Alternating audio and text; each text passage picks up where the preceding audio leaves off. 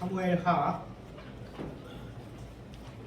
11장 1절부터 5절입니다. 사무엘하 11장 1절부터 5절.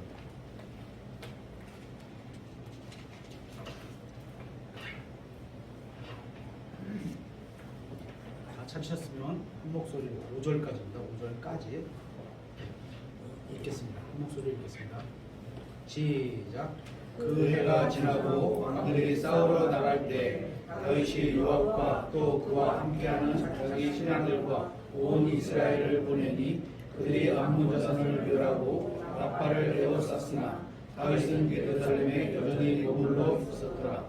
저녁 때 다윗이 자기 침상에서 일어나 왕의 집 지붕 위에서 내려다가 한 여인이 목욕하는 것을 지붕에서 보았는데 그 여인이 보기에 매우 아름다움으로 다윗이 사람을 보내어 그 여인에 관하여 물어보게 하였더니 한 사람이 이르되 이 여인은 엘리암의 딸이요 헷 족속 우리아의 아내인 바세바가 아니니까 하니라. 다윗이 사자들을 보내어 그녀를 데려오게 하니 그녀가 그에게 들어왔는데 그녀가 그녀의 부정함에서 정결하게 되었으므로 그가 그녀와 함께 누웠고 그녀는 자기 집으로 돌아가니라. 그 여인이 후퇴함에 사람을 보내어 다윗에게 구하여 이르되 내가 아이를 가졌나이다 하니라. 다들 아는 얘기죠. 그렇죠? 오늘은 제목을 다윗의 패배가 주는 교훈 그랬습니다. 실패로 할까 패배로 할까 하다가 영적 전쟁이라는 그런 개념으로 패배로 정했습니다. 혹시 지난주에 설교 기억나시는 분 있으십니까? 어떤 내용이었는지 잘 안 하십니까? 네. 지난주에 우리는 예수 그리스도 안에 있으면은 승리를 이미 얻은 자다. 그래서 그 주님께서 이겨놓으신 승리를 지키기만 하면 우리가 승리자가 되고 승리되는 삶을 살 수 있다. 이런 내용이었습니다. 그리고 오늘은 다윗이 싸운 영적 전투에서 왜 패배했는지 살펴보려고 합니다. 보통 어린이 주일학교에서 다윗 이야기 이렇게 말을 하면 다윗이 양을 치면서 곰과 사자를 죽이고 또 쫓아냈다는 그런 이야기하고 다윗이 골리앗과 싸웠다는 그런 이야기 이런 거를 가르칠 겁니다. 그죠?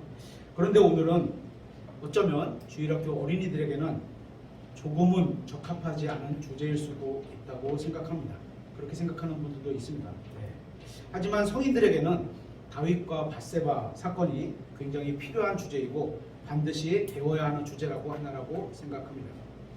그래서 영적 전쟁이라는 관점에서 오늘 다윗과 밧세바 사건을 살펴보려고 하는 겁니다. 본문으로 읽은 사무엘기 하 11장입니다. 제가 1절부터 한번 다시 읽겠습니다. 그 해가 지나고 왕들이 싸우러 나갈 때 다윗이 요압과 또 그와 함께하는 자기 신하들과 온 이스라엘을 보내니 그들이 암몬 자손을 멸하고 락바를 에워쌌으나 다윗은 예루살렘에 여전히 머물러 있었더라. 저녁 때에 다윗이 자기 침상에서 일어나 왕의 집 지붕 위에서 거닐다가 한 여인이 목욕하는 것을 지붕에서 보았는데 그 여인이 보기에 매우 아름다움으로 다윗이 사람을 보내어 그 여인에 관해 물어보게 하였더니 한 사람이 이르되 이 여인은 엘리암의 딸이요 헷 족속 우리아의 아내인 밧세바가 아니니까 하니라. 여기에서 다윗에게 말한 이 사람의 말을 다시 한번 보세요. 그냥 이 여인은 누구다, 이 여인은 밧세바다 이렇게 얘기해도 되는데 굳이 앞에다가 이 여인에 대해서 엘리암의 딸이요 헷 족속 우리아의 아내인 밧세바라고 얘기하고 있습니다. 이 말에 어떤 의도가 있게 들리지 않으세요? 이 사람은 그녀가 남의 딸이고 남의 아내라는 겁니다. 그러니까 건드리지 말라고 하는 말이 숨어있는 것처럼 듭니다. 계속해서 4절에 다윗이 사자들을 보내어 그녀를 데려오게 하니 그녀가 그에게 들어왔는데 그동안 우리가 다윗을 말할 때는 보통 다윗을 말할 때는 그가 하나님의 사람이다, 하나님의 종이다 이렇게 말했을 겁니다. 그죠? 굉장히 훌륭하게 하나님이 보실 때도 왕으로 세우실 만큼 믿음의 사람이었으니까. 그러면 다윗과 밧세바 사건에서 하나님의 사람으로 불리던 다윗의 간증이 이제 무너지게 되는데 언제 무너졌을까요? 언제 영적으로 실패했을까요? 실제로 우리아의 아내인 밧세바와 동침했을 때 실패했을까요? 아니면 밧세바를 만나서 끌어안았을 때 실패했을까요? 아니면 그녀를 데려오라고 했을 때 실패했을까요? 아마도 다윗이 저 여인을 데리고 와 라고 했을 때 이미 영적으로 실패한 겁니다. 그러면 여인을 데리고 온 그 신하는 어떻게 생각했을까요? 참 이상하다. 자기는 부인도 많고, 그죠? 가진 것도 많으면서 왜 남의 부인을 데려오라고 하는 거지? 이렇게 생각 안 했을까요? 그때 다윗이 하나님의 사람이라는 간증을 잃어버리게 되는 겁니다. 다른 사람 생각에서 벌써, 그죠? 그러니까 죄는 실제로 어떤 행동이 나타나기도 전에 이미 마음에서 죄는 시작된 거고 우리의 간증도 그럴 때 잃어버리게 돼요. 계속해서 4절을 보겠습니다. 4절 하반절에 그녀가 그녀의 부정함에서 정결하게 되었으므로 그가 그녀와 함께 누웠고 그녀는 자기 집으로 돌아가니라. 그 여인이 수태함에 사람을 보내어 다윗에게 고하여 이르되 내가 아이를 가졌나이다 하니라. 이 사건의 끝을 보면 한 장에 다 끝까지 표현이 되는 거죠. 끝을 보면 다윗은 자신의 가는 죄를 덮기 위해서 밧세바의 남편을 살해하도록 다른 부하에게 지시를 하고 있습니다. 이 일은 성경에서 나온 정말 최악의 이야기 중에 하나라고 생각합니다. 다윗이 한 짓은 파라오나 느부갓네살 같은 이교도들이 행한 그 어떠한 불경건한 짓보다 훨씬 사악한 짓이었습니다. 다윗이 하나님의 사람이라는 간증을 이 한 번에 모두 상실해 버릴 만한 악행이었습니다. 다윗은 굉장히 악한 의도로 자기 부하, 그것도 자기에게 충성을 다한 부하를 죽였습니다. 의도도 악했고 방법도 악했고 결과까지 모두 굉장히 사악했습니다. 이게 옛 본성에 속한 사람의 본성입니다. 우리도 옛 본성이 살아나면 다윗에게 뭐라 그럴 게 없어요. 우리도 이런 짓을 할 수 있는 옛 본성으로 살아가면 이렇게 되는 겁니다. 이 다윗의 죄는 이교도의 왕인 파라오가 했던 짓보다 훨씬 더 사악했습니다. 우리 교회는 매주 목요일 지금 출애굽기 강의를 하고 있는데요. 거기서 파라오는 이스라엘 백성을 박해는 하고 있습니다. 1장에서 계속 박해를 하잖아요. 이스라엘 백성이 파라오에게 충성을 다했는데도 박해한 걸까요? 그런 게 아니죠. 그렇죠? 그런데 다윗은 한 여자를 빼앗기 위해 자기에게 충성을 다한 부하, 그것도 굉장히 충직한 부하를 우리아를 죽이고 있는 겁니다. 다시 말해서 영적으로 완전히 패배했습니다. 마귀에게 속았습니다. 하나님께서는 다윗을 왕으로 선택하셨습니다. 하나님의 은혜입니다. 하나님의 은혜로 다윗은 많은 전쟁에 승리했습니다. 또한 하나님의 긍휼로 다윗은 양치기였을 때 사자나 곰을 또 블레셋 거인을 다 쫓아내고 죽였습니다. 다윗은 사자나 곰이나 거인에게 이겼지만 자기 자신의 정욕, 육신이 원하는 욕망에는 이기지 못하고 있는 겁니다. 다윗은 강력한 통치자이면서 대단한 전사이기도 했습니다. 그는 하나님과 동행하는 때는 아무도 그의 적수가 되지 못했습니다. 하지만 그가 부와 명예와 권력과 시간이 많아지면서 하나님과 동행하지 않게 되었고, 그래서 다시 나약하고 비참한 죄인에 불과한 옛사람으로 돌아가고 있는 겁니다. 과거의 다윗은 하나님과 함께해서 엄청난 승리를 경험했지만 육신의 정욕 앞에서 이런 것은 아무런 소용이 없었습니다. 내가 과거에 하나님의 사람으로 얼마나 잘 섬겼는지 알아? 이렇게 말했을 수도 있는데 이게 사실이지만 그의 간증이 이 한순간에 다 무너져버리고 영적으로 패배하게 된 겁니다. 다윗이 예전에 거두었던 그 승리가 계속 유지되어야 하는데 그렇게 하는데 도움이 하나도 안 됩니다. 그가 과거에 받은 은혜도 아무런 도움이 되지 못했습니다. 저는 그리스도인으로서 승리하는 삶을 살기를 원합니다. 여러분도 모두 그럴 거라고 생각합니다. 여러분이 성경을 많이 읽고 있다면 그건 잘하는 일입니다. 또 좋은 일입니다. 하지만 육신은 언제든지 육신일 뿐이라는 사실을 반드시 기억해야 하는 겁니다. 여러분이 교회를 열심히 다니고 주님을 위해 열심히 봉사했다면 그것도 잘한 일입니다. 하지만 육신은 여전히 육신입니다.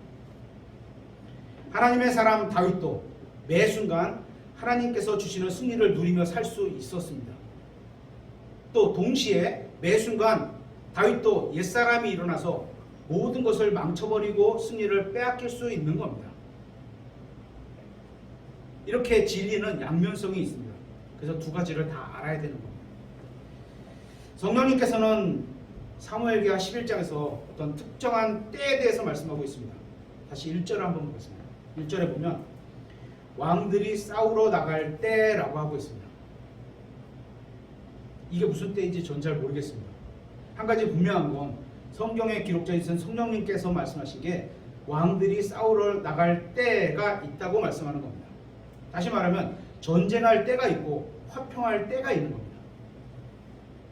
그렇게 왕들이 싸우러 나갈 때 다윗은 그렇게 하지 않았습니다. 또 그때 다윗은 죄를 지었습니다. 여기서의 문제는 밧세바의 문제가 아닙니다. 그녀가 아름다움이 문제가 된 게 아닙니다.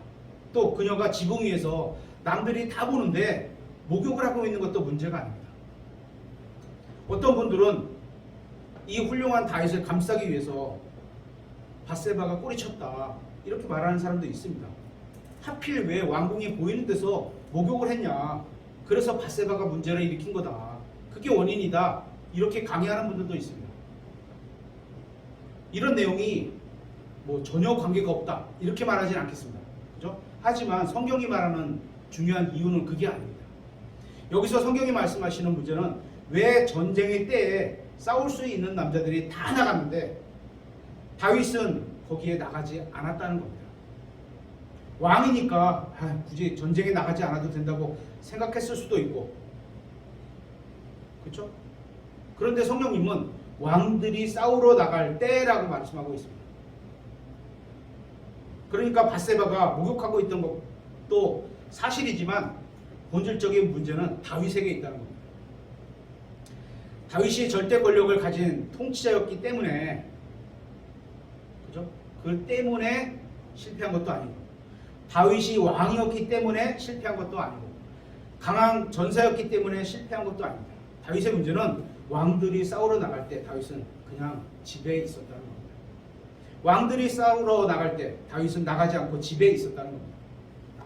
결국 자기가 있어야 할 곳에 있지 않은 게 일단 문제가 되는 겁니다.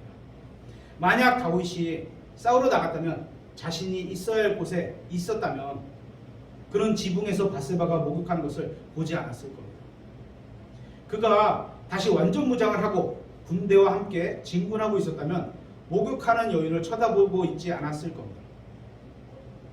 다윗이 다른 병사들과 함께 진영에 머물러 있었다면 부하의 아내와 간음하는 그런 죄를 짓지 않았을 겁니다. 여기서 우리가 생각해 봐야 하는 문제가 있습니다. 우리가 생각하는 적이 진짜 적이 아닐 수 있다는 겁니다. 이게 무슨 말이냐 하면, 우리는 직장에서 날 괴롭히는 그런 상급자를 또는 동료를 적이라고 생각하기도 합니다. 아니면 그나마 지금 우리 교회는 좀 작으니까 그렇지, 큰 교회에 가면 이 분파들도 있고 막 이렇게 여러 무리들이 있습니다. 큰 교회에서는 라이벌 같이 여기는 사람도 있습니다.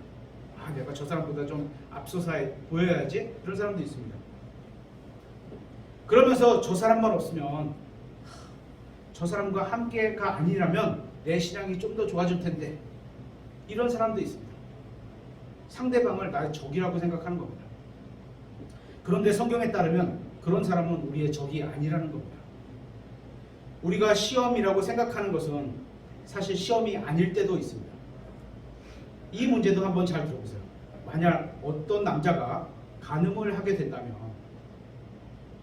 상대방 여자에게 문제가 있기 때문이 아니라 그 남자의 마음속에 문제가 있기 때문인 겁니다.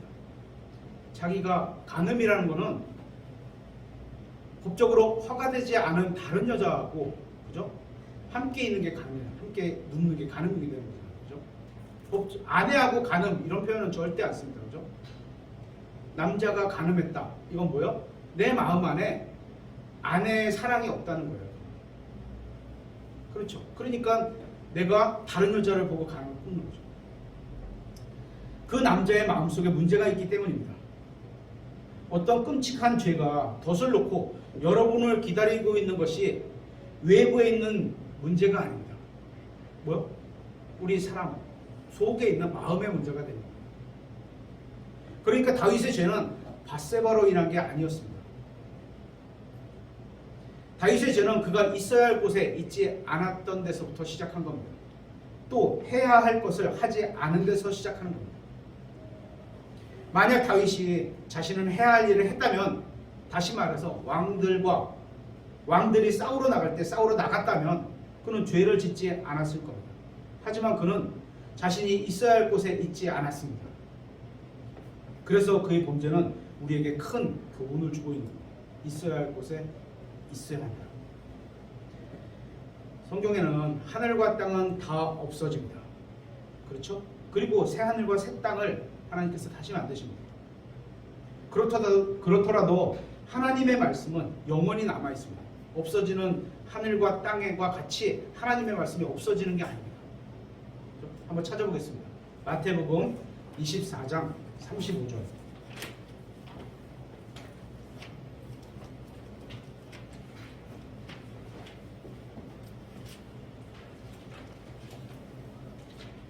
하늘과 땅은 없어지겠으나, 없어집니다.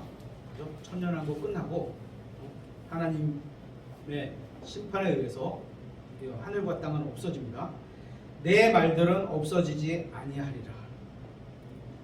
이 말은 하늘과 땅은 없어지고 수천만 년이 지나도 다윗이 범죄한 사무엘기하 11장의 이 기록은 결코 없어지지 않는다는 겁니다.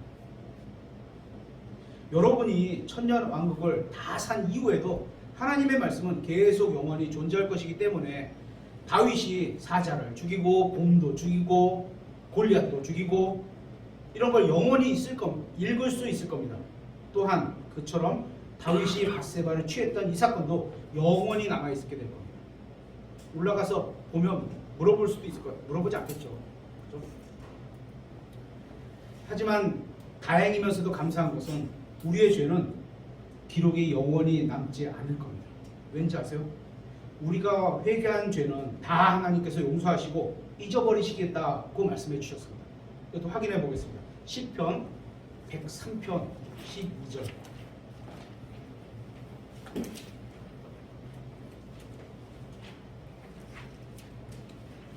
(103편 12절) 동이 서에서 먼 것 같이, 동쪽 끝, 서쪽 끝 멀죠. 그분께서 우리의 범법들을 우리에게서 멀리 옮기셨습니다. 우리 범법을 우리에게서 멀리 옮기신 거예요. 그렇죠? 용서하시겠다는 겁니다. 잊으시겠다는 겁니다. 하나님의 사람 다윗, 그 사건이 우리에게 주는 교훈은 하나님께서 함께 하시면 우리는 어떤 상황에서도 승리할 수 있다는 겁니다. 하지만 하나님과 동행하지 않는다면 하나님은 어디가 있었을까요? 어디에 더 다 보시죠. 어디나 계시죠. 그죠? 하지만 어디를 더 보셨어요? 다윗이 가야 할 곳에, 왕들이 있어야 할 곳에 하나님이 관심이 더 있으셨을까요? 아니면 다윗같이 자기가 가지 않아야 될 곳에 하나님이 더 관심이 있으셨을까요? 하나님과 동행하지 않는다면 우리가 과거에 얼마나 많은 승리를 했는지, 다윗은 얼마나 많이 승리를 했습니까? 그죠? 우리가 얼마나 많은 사역을 했는지, 다윗은 얼마나 많은 사역을 했습니까? 우리가 얼마나 많은 헌금을 했는지, 다윗은 얼마나 많이 드렸겠습니까? 우리보다 많이. 우리가 얼마나 많은 시간을 드렸는지, 다윗도 거의 평생을 드렸는데, 그죠?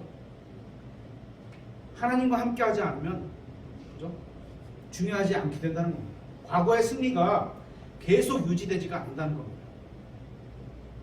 주님을 열심히 섬기는 건 좋은 일입니다. 성경 공부를 열심히 하는 것도 좋은 일입니다. 복음을 열심히 전하는 것도 좋은 일입니다.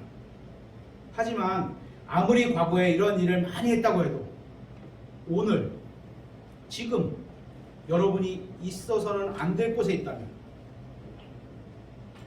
여러분이 해야 될 일을 하고 있지 않다면, 그죠? 과거의 모든 좋은 일을 아무런 소용이 없다는 겁니다. 내가 작년에, 내가 옛날에 필요 없다는 겁니다. 과거 했던 믿음의 행위 이런 게 계속 승리로 남으려면 어떻게 해야 돼요? 하나님의 말씀을 딱 붙들고 계속 서 있어야 됩니다. 그러면 병사와 부하들이 적과 싸우고 있을 때 전쟁터에서, 그죠? 다윗은 무엇을 했을까요? 2절을 한번 보시겠습니다. 사무엘하 12장 2절. 저녁 때 다윗이 자기 침상에서 일어나, 이렇게 얘기하고 있어요. 다윗이 자기 침상에서 일어나. 간혹 저도 늦게 일어나는 때가 있는데요. 저는 그래도 아침형이라 아주 늦게까지 자는 경우는 흔하지 않죠. 아주 오래간만에 있을 수 있겠죠. 그죠? 다윗이 저녁 때 일어났다고 합니다. 다윗은 하루 종일 아무것도 하지 않았던 겁니다. 이 저녁이면 오후 6시쯤이에요. 우리나라 말로 하면. 그죠? 아무것도 하지 않았다는 겁니다.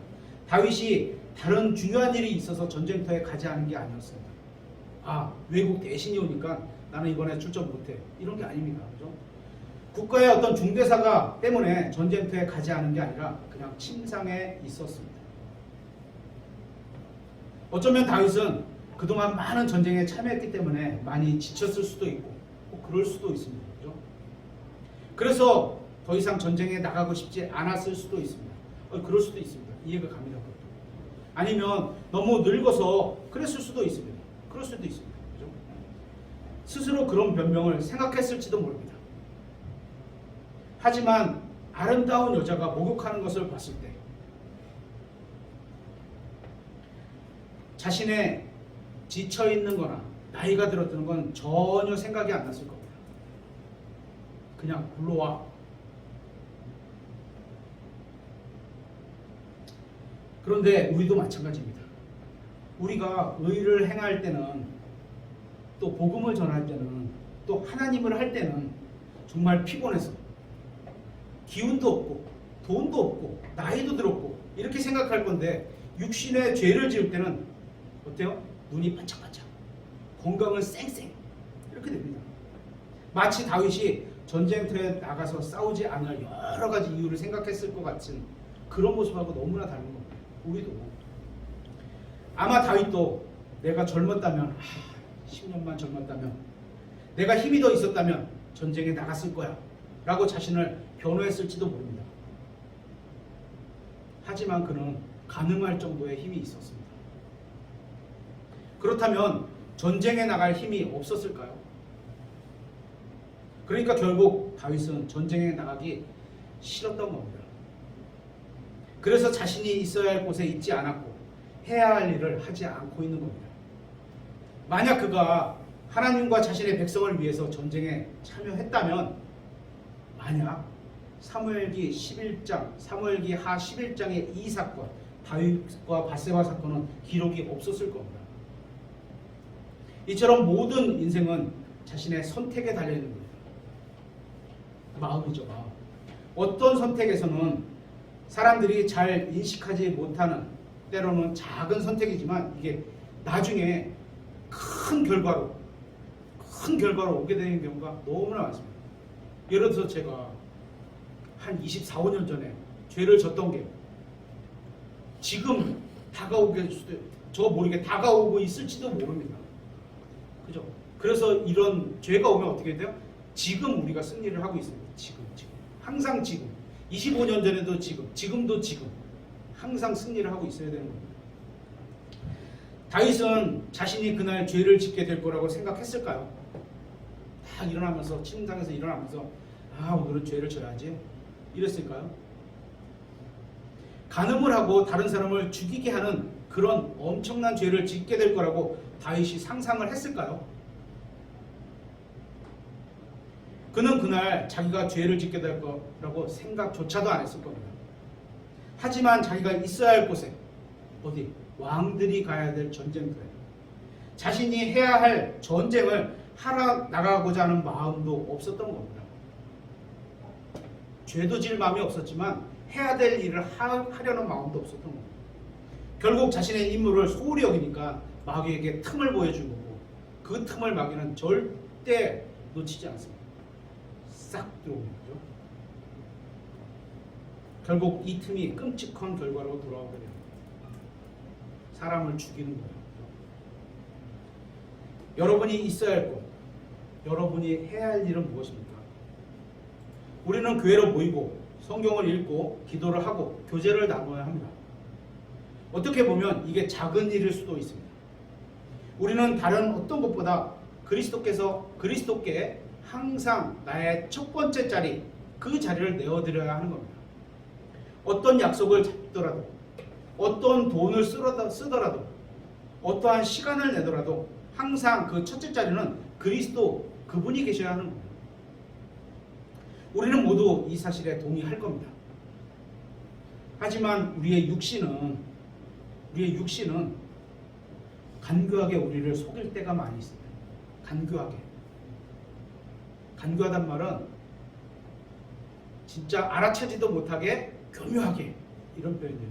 알아채지도 못하게 교묘하게. 우리가 있어야 할 곳에 있지 않아도, 또 해야 할 것을 하지 않아도 나쁜 일은 일어나지 않을 거야. 그냥 나쁜 일은 일어나지 않을 거야. 이런 생각을 주는 겁니다. 이게 우리가 육신에게 속은 겁니다. 하나님의 자녀들을 비참하게 만드는 것은 해야 할 일을 할 때 고난과 핍박을 당하는 것이 아니라 하지 말아야 할 일을 할 때, 그럴 때 고난이나 어려움을 당하는 것, 이게 비참한 겁니다. 왜냐하면 할 일을, 믿음으로 해야 할 일을 할 때 고난과 핍박을 당하면 주님의 영광에 동참하게 되고, 그렇지 않고 하지 말아야 할 일을 할 때, 또 해야 할 일을 하지 않을 때 고난과 어려움이 당하면 세상 말로 쌤통, 이렇게 되는 거죠. 당할 고통을 당했구나, 이렇게 되는 거죠. 비참한 겁니다. 다시 1절을 보겠습니다.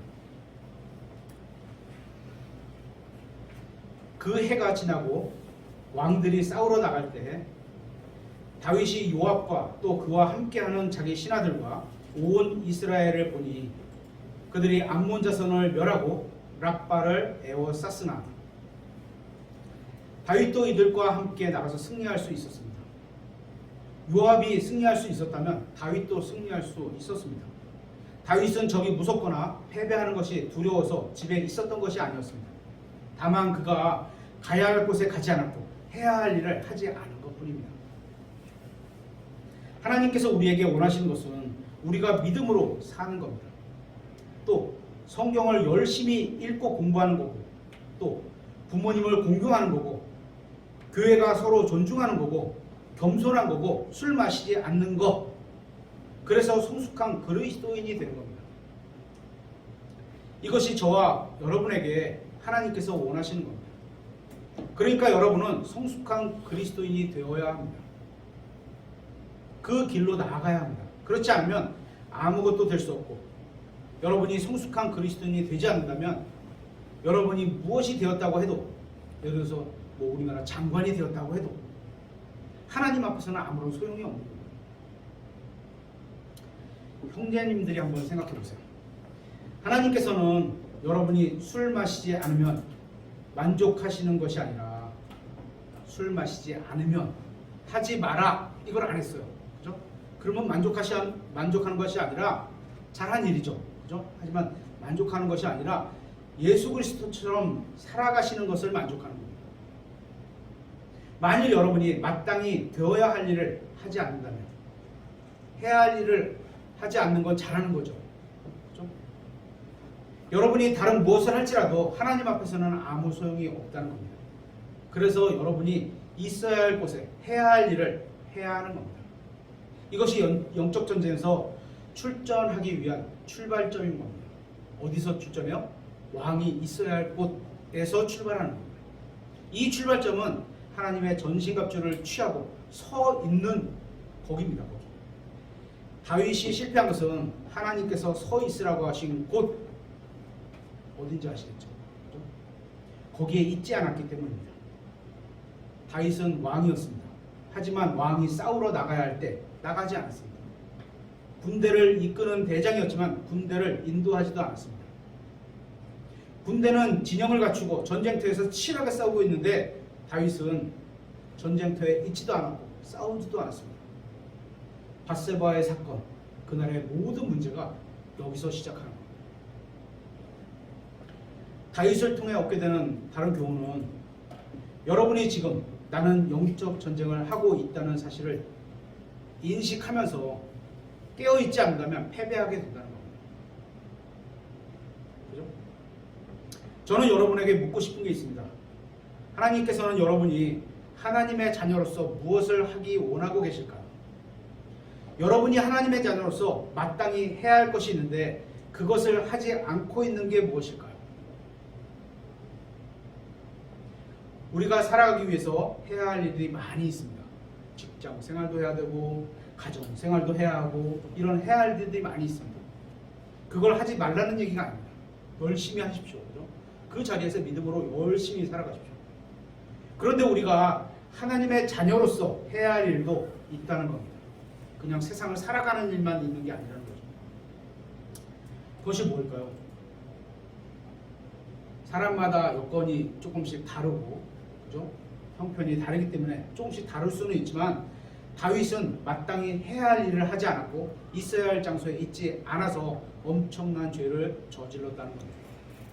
저는 여러분이 해야 할 일을 하지 않아서 어떤 죄를 저질렀는지 어쩌면 지금도 저지르고 있는지 그건 모릅니다.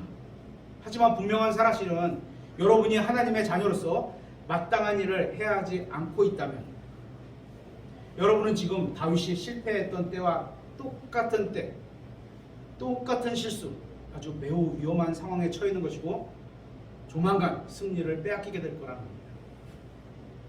다윗이 침상에서 뒹굴고 있을 때 누군가 그에게 경고를 해주었다면 어땠을까요? 어쩌면 다윗은 위험한 전쟁터가 아닌 안전한 왕국의 침실에서 자신에게 엄청나게 위험한 일이 일어나게 된다는 것을 알지도 못했을 겁니다. 다윗이 그때 영적인 잠에서 깨어났다면 달라졌겠죠. 그렇게 우리가 이제 영적인 잠에서 깨어 있어야 하는 겁니다. 우리의 영적 기준을 내 생각대로, 사람들의 생각대로, 사람들의 기준으로 거기다 맞추는 게 아니라 성경 말씀과 동일하게 거기다 맞춰지는 겁니다. 그냥 내가 죄만 안 지으면 된다 이런 생각은 버려야 하는 겁니다. 죄만 안 짓는 게 참은 아니에요. 잘하는 거죠. 죄를 안 짓는 건 잘하는 겁니다. 하지만 참은 아니에요. 참은 선을 행하는 것까지가 참이죠. 그렇죠? 절반이라고 할 수 있겠죠. 죄를 안 짓는 건 잘하는 거지만 절반. 다른 사람의 영적 기준을 높이려고 하는 게 아니라 우리 각자 나 자신 어디에 맞춰서 하나님의 말씀, 하나님의 법에 맞춰서 거기다 기준을 높여야 하는 겁니다. 하나님께서는 나중에 그리스도의 심판석에서 우리에게 옆에 있는 형제, 옆에 있는 자매에 대해서 묻지 않으실 겁니다. 우리 자신이 주님을 위해서 무엇을 했는지, 우리의 몸으로 무엇을 했는지, 우리의 시간을 어떻게 썼는지 그걸 물으실 겁니다.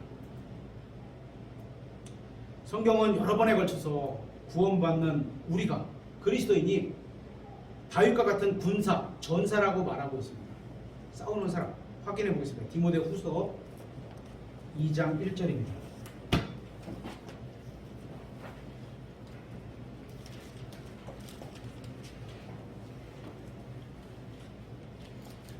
그러므로 내 아들아, 너는 그리스도 예수님 안에 있는 은혜 안에서 마음을 강하게 하고 내가 많은 증인들 가운데서 내게 들은 것들, 바로 그것들을 신실한 사람들에게 맡기라. 그들이 또한 다른 사람들을 가르칠 수 있으리라. 그러므로 너는 예수 그리스도의 좋은 군사로서, 굿 솔저, 좋은 군사로서 앞으로 될 거다가 아니에요. 지금 현재로서 고난을 견디어내라. 승리를 쟁취하라. 이렇게 써 있지 않아요. 그렇죠? 고난을 견디어내라. 전쟁을 하는 어떤 사람도 이 세상의 삶에 얽매이지 아니하나니 이것은 그가 자기를 군사로 택한 자를, 우리를 택한 자가 누구죠? 택하신 분은 다 하나님이시겠죠. 기쁘게 하려 합니다. 하나님을 기쁘게 하는 방법이 또 있네요. 그렇죠? 또 디모데전서 6장 11절도 한번 찾아보겠습니다. 모든 그리스도인, 구원받은 모든 사람은 군인이다, 군사다, 전사다 말씀하고 있습니다. 디모데전서 6장 11절. 그러나 오 하나님의 사람아, 너는 이것들을 피하고, 다윗도 하나님의 사람이었죠. 그죠? 하지만 우리도 하나님의 사람입니다. 이것들을 피하고 의와 피해야 할 게 앞에 있었습니다. 그죠? 하지만 이제 그것을 피하고 나서 피하면 다가 아니죠. 또 어떻게요? 선을 행해야죠. 그죠?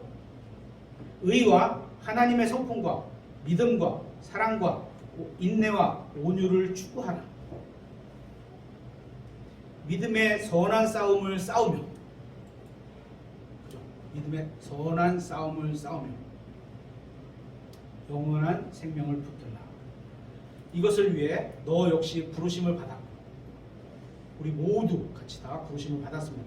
많은 증인들 앞에서 선한 고백을 고백하였도다. 한 절 더 찾아보겠습니다. 에베소서 6장 11절.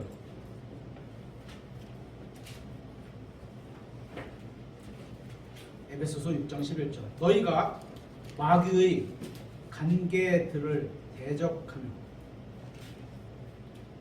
간계, 교묘한 술수 계략 이런 거죠. 대적하며 설 수 있도록 서야 됩니다. 무조건. 그죠? 하나님의 전신갑주를 입으라. 서려면 하나님의 전신갑주가 다 필요하다는 거죠. 우리는 살과 피와 맞붙어 싸우지 아니하고, 살과 피, 옆사람, 직장 동료, 또 다른 종교의 사람들 싸우지 아니하고, 권력과 권능들과 이 세상의 어둠의 치리자들과 높은 처소들에 있는 영적 사악함과 싸우는 대상이 여기 있습니다. 그렇죠? 악한 영, 마귀에 속한 마귀와 그의 수하들 싸우는데 맞붙어 싸우느니라. 그러므로 너희가 악한 날에 버텨내고, 또 버티래요. 버티는 게 우리가 일이에요. 버티는 게 뭐죠? 모든 일을 행한 뒤에 설 수 있도록 서 있어야 돼요. 쓰러지거나 주저앉으면 안 돼요. 하나님의 전신갑주를 취하라.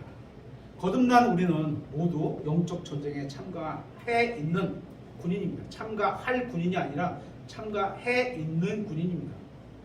우리가 영적인 군대에 속해 있다는 겁니다. 이 말은 우리에게 싸워야 할 전쟁이 있다는 겁니다. 우리에게는 원수가 있다는 겁니다. 그냥 집에 앉아만 있어서는 안 된다는 겁니다. 다윗처럼 우리가 이 세상에 있는 동안, 물론 우리는 그리스도 안에서 안식을 하고 있지만, 마음의 평안을 갖고 있지만, 우리가 하늘나라에 가면 거기선 영원한 안식을 취하게 될 거지만, 그거는 언제요? 우리의 마음의 안식과 언제? 하늘나라에 가면. 아직은 우리가 이 땅에 살잖아요. 그죠? 지금 이 세상에 있는 동안에는 영적 전쟁을 싸워야 한다는 겁니다. 그런데 만일 여러분이 싸우지 않는다면 여러분은 즉시 패배하게 됩니다. 앉으면 패배하게 됩니다. 생각해 보세요. 우리는 지금 전쟁터에 있습니다. 지금 저쪽 유럽 쪽에 전쟁이 일어났잖아요. 근데 지금 얘기를 한번 거꾸로 생각해 보세요. 우리는 마귀와 지금 맞붙어 싸우는 백병전을 치르고 있는 겁니다. 그 나라 둘, A라는 국가하고 B나라 국가가 지금 막 이렇게 싸우고 있어요. 그런데 여기에서 이제 난 잠깐 쉬어야 되겠다. 한쪽 나라가 이제 난 잠깐 쉬어야 되겠다. 이렇게 하면 어떻게 되는 거예요? 그냥 죽는 겁니다. 내가 잠깐 쉴 테니까 너 마귀도 같이 좀 쉬자. 이거 안 된다, 없다는 겁니다. 이런 싸움은. 마귀는 그러지 않는다는 겁니다. 만약 여러분이 싸우려고 서 있지 않으면, 서 있어야지 싸우죠. 앉아서 이렇게 해서 싸울 수가 없잖아요. 그 정도는 하겠죠. 하지만 서 있어야지 움직임이 좋고 원활하게 방어하면서 공격도 하겠죠. 결코 주님께서 주신 승리를 지켜내지 못하게 되는 겁니다. 성령님께서는 왕들이 싸워야 할 때가 있다고 말씀하시고 있습니다. 그렇죠? 우리는 왕, 지금은 아니지만, 그렇죠? 우리가 이 세상에 있는 동안 결코 잊어서 안 되는 사실이 있는데 그것은 우리가 영적 전쟁터의 한가운데에 있다는 겁니다. 한가운데. 우리가 싸움을 원하지 않는다고 해서 싸움이 없는 게 아닙니다. 그냥 패하는 거죠. 나 싸울 기분이 아니야. 그렇다고 해서 영적 전쟁이 중단되지도 않습니다. 우리가 깨어있고 서있기만 하면 그렇죠? 주님께서 주신 승리를 유지할 수 있다는 겁니다. 하지만 다윗처럼 싸움에 임하지 않으면 어디요? 침상에 있으면 전쟁은 이미 진 거나 다름없는 겁니다. 언제 져요? 밧세바가 눈에 들어오는 순간 그냥 지는 거예요. 하나님은 우리를 왕과 제사장으로 삼아 주셨습니다. 우리는 예수 그리스도와 함께 모든 것을 공동으로 상속받을 사람들입니다. 또한 우리는 주님과 함께 통치하게 될 겁니다. 하지만 지금은 통치할 때가 아니라 왕들이 나가서 싸워야 할 때인 겁니다. 왕이 있어야 할 곳에 있지 않으면 어디? 전쟁터예요. 왕이 해야 할 것을 하지 않으면 그 왕은 보지 말아야 할 것을 보게 될 겁니다. 뭐요? 아름다운 여인. 결론은 육신의 정욕에 끌려서 죄의 결과를 내게 되잖아요. 그래서 다윗이 왕이 해서는 안 될 죄를 범하게 된 겁니다.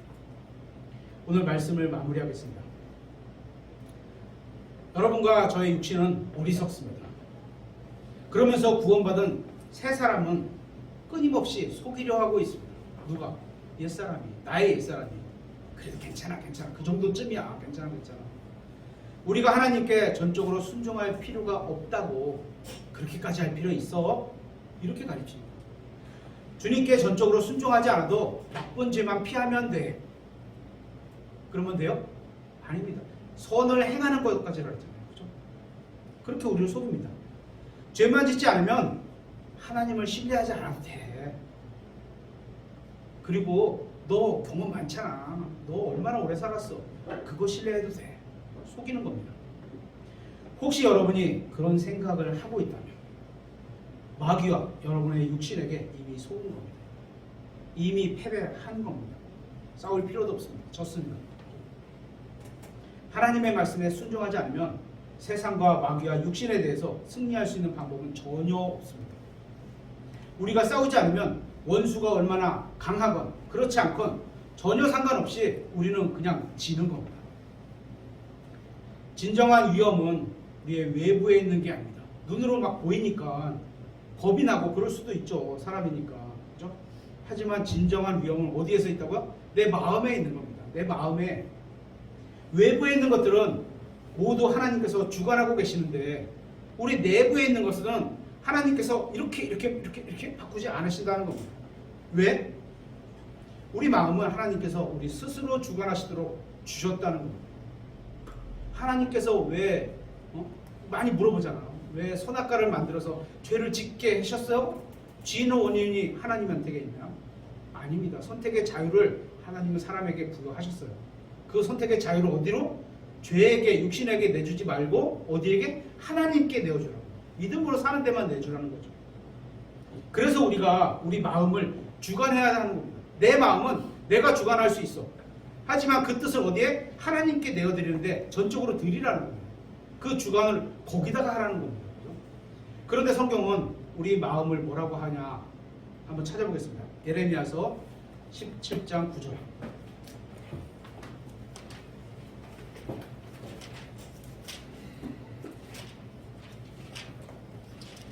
우리가 우리 마음을 주관해야 되는데 성경은 우리 마음을 이렇게 얘기합니다.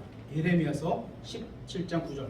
마음은 모든 것보다 거짓되고 모든 것 극도로 사악하니 누가 그것을 알 수 있으리요. 예를 들어서 뭐 드라마에서 다윗 얘기가 이제 쫙 나오고 있습니다. 그러면서 다윗이 저지르는 일들이 쫙 나올 거 아니에요. 그죠? 어떻게? 가리려고 용사를 자기 부하를 불러다가 술을 마시게 하고 억지로 아기를 갖게 만들려고 하고 그래도 말을 안 들으니까 전쟁터에 내보내서 얘 죽는 대로 보내. 이런 걸 보면서 우리 어떻게 생각할까요? 저런 나쁜 놈 이렇게 생각할 거 아닙니까? 그죠? 저런 나쁜 놈 이렇게 생각할 겁니다. 드라마에서 그러면 다 손가락질 할 겁니다. 그 대상이 저런이 우리 마음에도 똑같이 있다는 거예요.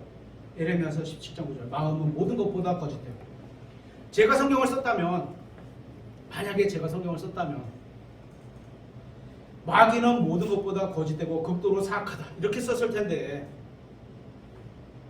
하나님의 말씀인 성경은 그렇게 안 쓰고 저와 여러분의 마음이 모든 것보다, 그러니까 마귀보다, 맞나요?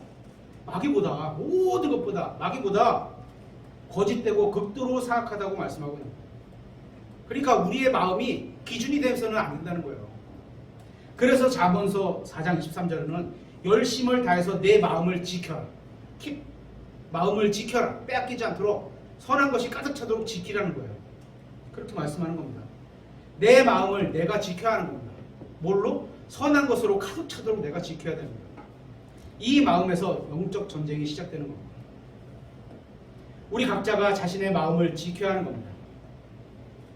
그렇게 우리가 영적 전쟁을 해야 하는 겁니다.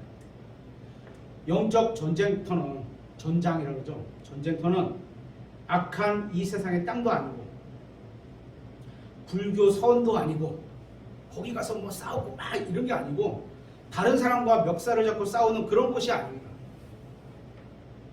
우리의 마음에서 일어나는 겁니다. 거기서 모든 것보다 거짓되고 극도로 사악한 내 마음과 싸워야 하는 겁니다. 내 마음 안에 내가 있는데 그것을 나에게 하나님께서는 그 마음을 네가 알아서 하도록 주셨어요. 자유로. 근데 그걸 어떻게? 선한 것들로 가득 차도록 지키라는 거예요. 악한 쪽으로 가지 않도록 지키라는 거예요. 그렇게 마음을 지키면 상급을 받게 되는 겁니다. 이 세상에서는 마음으로 짓는 죄는 처벌하지 않습니다. 내가 길거리 가다가 성경에서 나오면서 예쁜 여자를 보고 마음으로 품으면, 그 여자를 마음으로 품으면 이미 간음하였다는, 그렇죠? 하지만 누가, 세상 사람들 중에서 누가 저를 그 죄로, 마음의 죄로 처벌할 수 있겠어요? 이 세상은 마음의 죄를 처벌하지 못합니다. 왜 그런지 아세요? 마음은 입증할 수가 없습니다. 누가 입증해? 하나님과 자신만 입증하는데 내가 이랬습니다 하고 자백하는 사람이 없는 거예요. 그런데 성경은 마음으로 짓는 죄도 처벌하십니다. 왜 그런지 아시겠죠? 하나님은 우리의 마음을 아시기 때문입니다. 하나님은 우리의 마음을 보실 수 있는 분이기 때문입니다. 영적 전쟁은 외부가 아니라 우리 내부에서 벌어지고 있기 때문에 여러분이 원하지 않는다고 해서 피할 수 있는 것이 아닙니다. 자동차가 오면 피할 수가 있잖아. 그죠? 근데 내 마음으로 다가오는 영적 전쟁은 피할 수가 없어요. 아까 그랬죠? 피해서 내가 가서 쉬어야지 그냥 지는 거예요. 그죠? 서서 대적하는 수밖에 없는 거예요. 가정 문제, 직장 문제, 학업 문제, 자녀 문제, 건강 문제, 이성 문제, 경제 문제, 교회 문제, 이런 것들 속에서 영적 전쟁을 다양한 방법으로 우리에게 다가오고 있습니다. 여러분 앞에 어떤 상황이 벌어진다 해도 여러분이 주님과 함께 있다면, 키포인트죠. 주님과 함께 있다면, 주님의 말씀을 믿는다면, 여러분의 마음의 초점을 예수 그리스도께로 향하고 있다면, 또 하나님의 전신갑주를 입고 깨어 있다면, 있기만 하면 뭐래? 자고 있으면 소용없잖아요. 여러분은 주님께서 주신 승리를 붙들고 있는 겁니다. 이렇게 있다면, 경제적으로 어려워도, 건강을 잃을 수 있어도 여러분이 마음속으로 예수 그리스도를 붙잡고 있다면 여러분은 승리할 수 있는 겁니다. 승리를 붙들고 있는 겁니다. 그리고 하나님께서는 여러분을 계속 승리자로, 그래 이기고 있구나 라고 인정해 주시는 겁니다. 다윗은 오랫동안 주님과 동행했습니다. 하지만 단 하루 주님을 떠나 자신이 있어야 할 곳에 있지 않아서 패배하고 말았습니다. 여러분이 무엇에 순종할지, 언제 순종할지, 어떻게 순종할지 자신의 기준으로 정하지 마십시오. 항상 모든 말씀에 순종해야 합니다. 언제나 하나님의 말씀에 순종하는 것이 최선의 결과를 가져올 겁니다. 그게 여러분에게 또 저에게 가장 안전한 길이고 또 넘어지지 않으면서 영원히 후회하지 않을 결과를 가져올 겁니다. 여러분 항상 깨어 있으십시오. 주님께서 언제 다시 오실 때까지, 언젠가 다시 오실 때까지 깨어 있으세요. 주님께서 다시 오시면 정말 중요한 것이 무엇인지 다 드러나게 될 겁니다. 그러니까 그때까지 다른 것들로 인해 마음에 흔들리지 말고 여러분의 마음을 예수 그리스도께로 항상 향하고 살아가시길 부탁드리겠습니다.